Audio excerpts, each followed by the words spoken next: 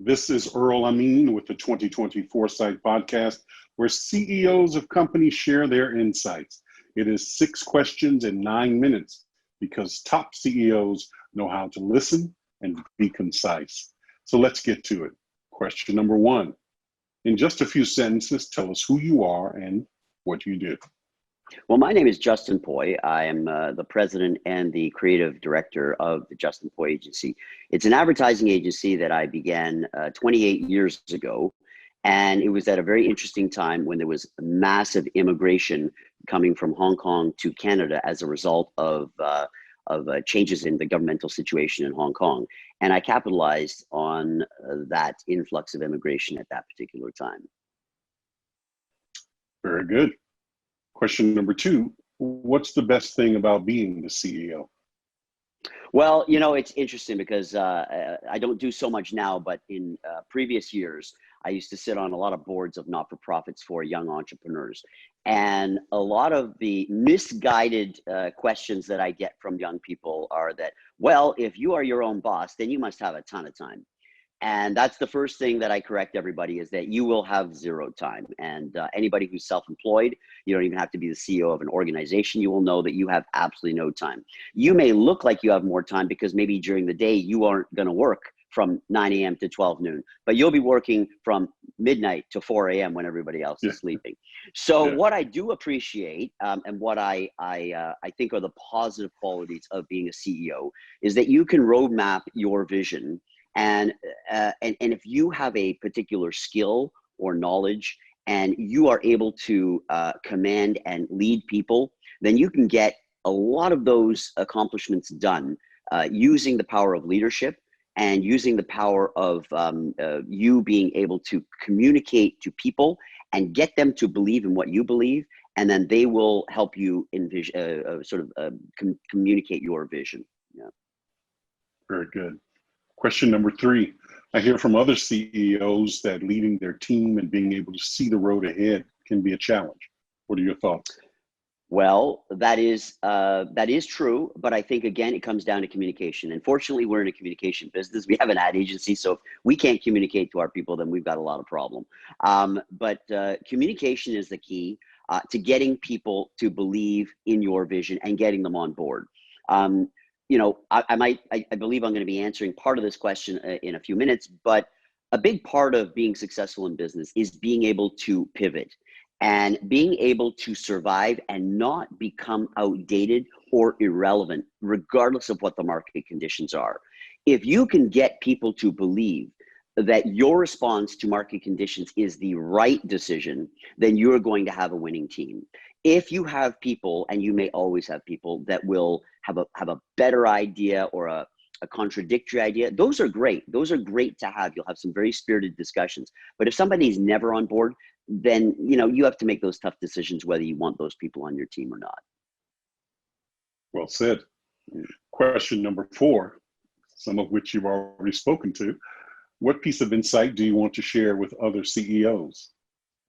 Well, okay, I will expand on that. So early on, when I first started my agency, when you're starting out small and you're working with, it's not uncommon that an ad agency would start out small, work with mom and pop businesses and family run restaurants. And, and I envisioned myself, I said, my God, in 20 years, I do not want to be designing menus and little ads in community papers for family-run business. I want to go out there and do the advertising for multinational corporations.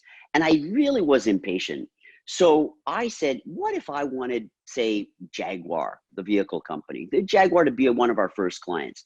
And I had that fixated in my head, and I thought long and hard. That's when I caught on to the immigration pattern. And I said, I see all these immigrants coming from Hong Kong, and the first car they want to buy is either a Mercedes or a BMW. Why is that? I knew that for a long time, because my family's from Hong Kong, that Jaguars were chauffeur-driven vehicles in Hong Kong. But here, they were driver cars. This was the car that people wanted to drive. So I actually picked up the phone, called Jaguar Canada, and I said, have you guys ever thought of advertising to the market of Hong Kong immigrants? And they said, you know what, that's really good. And I said, Mercedes and BMW are beating you hands down right now. We weren't able to do direct business with them, but they actually referred us to their agency of record, their global agency, which was at the time was J. Walter Thompson. We called JWT through them. We ended up getting the account, and within a few years, we were doing ads for their dealerships, for Jaguar Corporate, even Jaguar down in the US. So it actually worked out pretty well. Yeah. Well done. Well done. Question number 5. What other successful CEOs like yourself would you like to acknowledge and should be on my podcast? Oh, well, certainly I could name a number of them. In fact, there's a very interesting gentleman that took this whole idea of niche marketing, and there's a lot of companies right now, because diversity and inclusion is a very hot topic, and there's a lot of companies going to corporations that they feel might be blind or not totally in tune with diversity, and they're offering them that service. We will help you reach this market, we will help you reach that. But I know somebody who took the complete opposite of it. He actually is an immigrant himself, but he looked at all those large companies that had no idea how to sell into ethnic stores. So if you look at the landscape of grocery stores, for example, there are the multinational chains, and there are the very large family-owned ones. But there are literally thousands of smaller grocery stores owned by different ethnic groups. And when you go in there and you see a Kraft product, or you see Christie's cookies, very often they don't buy those through the regular channels. But as they get larger and larger, they want to. This guy has all of them wrapped up, because he went to companies like Godiva Chocolates, Nestle, and said, do you sell directly into those stores? And they all said, you know what? We would love to get into those stores, because every time we see our product in those stores, it kills us that they're not buying through our distributors. So this guy actually took the whole idea of diversity and flipped it on its head. And I really admire him. Yeah, he's done very, very well. Yeah. Very good. Very good. Question number 6, the final question. How do you celebrate a win? Well, that's interesting. I like to celebrate wins without overdoing it, because I don't want to become complacent. And the one thing is that with staff, especially sales staff, if you celebrate the win too hard, they wear that badge for a little too long, and they don't get hungry and get back out there. So, and listen, I'm going to admit, I myself sometimes get a little complacent. If there's a big win, I'll sit back and get a little bit lazy myself. So I feel like when we do win, I think that we should all pat ourselves on the back.